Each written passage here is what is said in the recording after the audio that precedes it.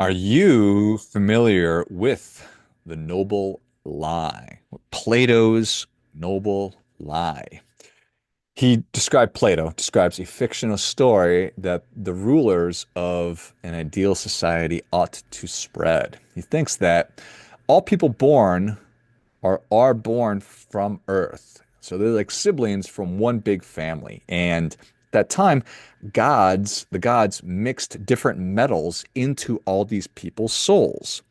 Into the philosophers and the kings, so the rulers, God mixed gold into their souls. Into the guardians or the soldiers, the gods mixed silver into their souls, and into the producers, the farmers, the merchants, and the workers, the gods mixed bronze and iron into their souls.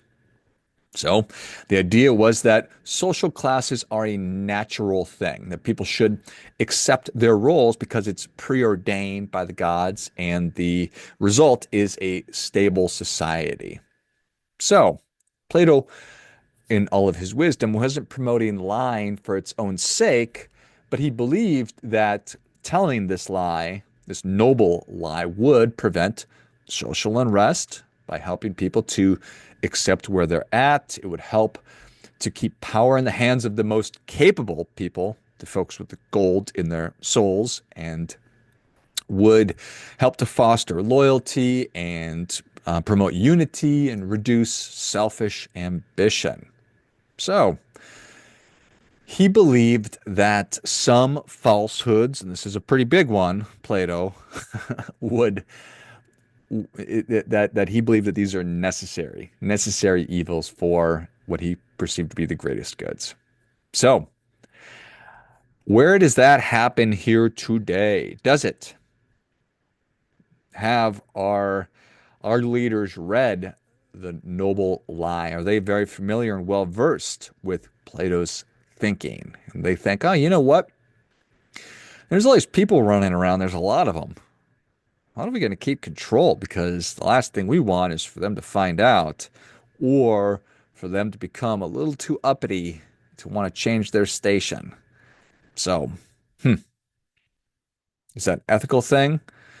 Is it of value because the greater good of social stability is served through this? Or is truth always better in the long run? What do you think? What do you think? There's this thing called there's this type of person called a disingenuous person. And what disingenuous means is it's not being sincere or honest, and it's often pretending to know less than you actually do, or that you're being slightly deceptive. So you're a disingenuous person, you're insincere, you're not honest, you act like you don't know when you actually do, and you are attempting to deceive. So it's like acting innocent or clueless when you actually understand what it is that's going on here. So when somebody says to you, "Oh, I had no idea that this would upset you," when they clearly knew that that would be an upsetting thing, that would be disingenuous. I abhor disingenuous people. I fucking hate them. Fucking hate disingenuous people. I just can't stand it. It makes my skin crawl. Number one is because I don't like when people are dishonest, but mainly it's because most of these people who are disingenuous think that they're way smarter than everybody else. They think that they are so much smarter, so much more evolved, so much more refined than you and I are. But in reality, they're midwits at best. They are not smart people. They are middling, midwits. I don't tolerate them in my personal life, meaning when I meet somebody who's disingenuous, I do not spend time with them. Try to avoid them at all cost. But what do you do? What do you do when disingenuous people are in charge of your money? What do you do when they're in charge of lawmaking? What do you do when they're allocating your money and we can't even vote them out? This permanent bureaucracy. What do we do? It's not good, is it? Or am I overreacting? Is it really not that big of a deal? People who really know act like they don't know, but they're acting in my best interest. Hmm. I think that that's a bad thing. I do believe that truth is better. I believe the truth will, in fact, set you free. So, Plato obviously talked about this. Machiavelli obviously talked about the importance of deception in politics in The Prince, which you've no doubt read, but it's been a minute. He talks about how leaders often need to be deceptive to maintain power. But he also talks about if deception becomes widespread, not just among the rulers, it leads to instability, betrayal, and chaos. A society where no one trusts each other cannot function well. Huh, that sounds mildly familiar, doesn't it? Rousseau talks about corruption and hypocrisy in the social contract. Says that when people act disingenuously, pretending to care about the common good while actually seeking their own advantage, society becomes corrupt. Hmm, that sounds familiar too. He believed that genuine civic virtue is necessary for democracy to work, and widespread dishonesty leads to inequality and oppression. So corruption, disingenuousness, dishonesty will lead to negative things. Go figure. Arendt, in her book, The Banality of Evil, describes that bureaucrats and politicians who act disingenuously, people who pretend to follow orders without responsibility, enable mass harm. She warns that when people refuse to be honest about their actions and motives, they help oppressive systems to thrive. Which, when you say it out loud or you listen to it, it's obvious. It's obvious. George Orwell, perhaps you're familiar with this. 1984, An Animal Farm. He criticized how dishonest language and propaganda distort reality, making it easier for corrupt leaders to control people. He shows how disingenuous people use lies to justify oppression, how culture of deception weakens people's ability to think critically. I mean, doesn't get any more forward thinking or prescient than that. That dude had a crystal ball. Noam Chomsky warned that media and political elites often manipulate information. Yuval Noah Harari suggests that shared myths and narratives hold societies together, but if these turn into widespread deceptions, societal collapse will follow.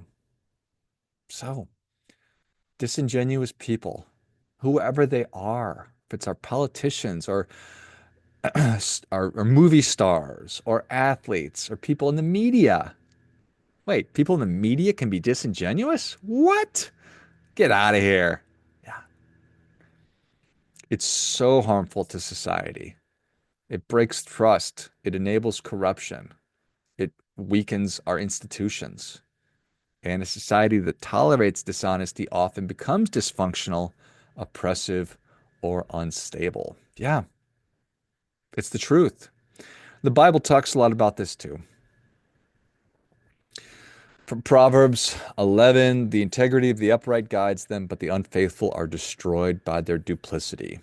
Also from Proverbs, enemies disguise themselves with their lips, but in their hearts they harbor deceit.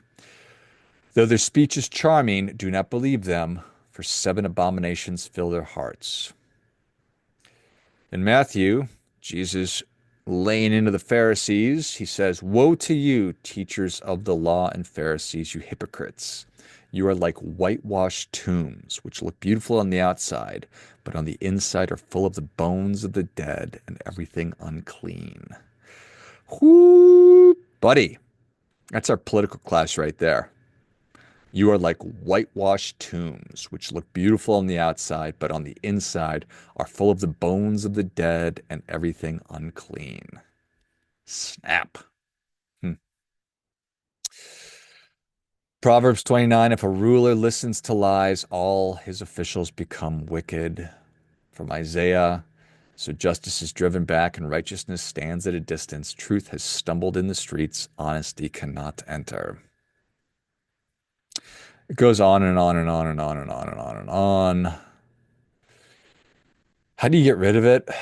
How do we get rid of disingenuous behavior, both in ourselves and society? I think that how you fix any big problem is number one, by starting with yourself and committing to personal integrity and honesty.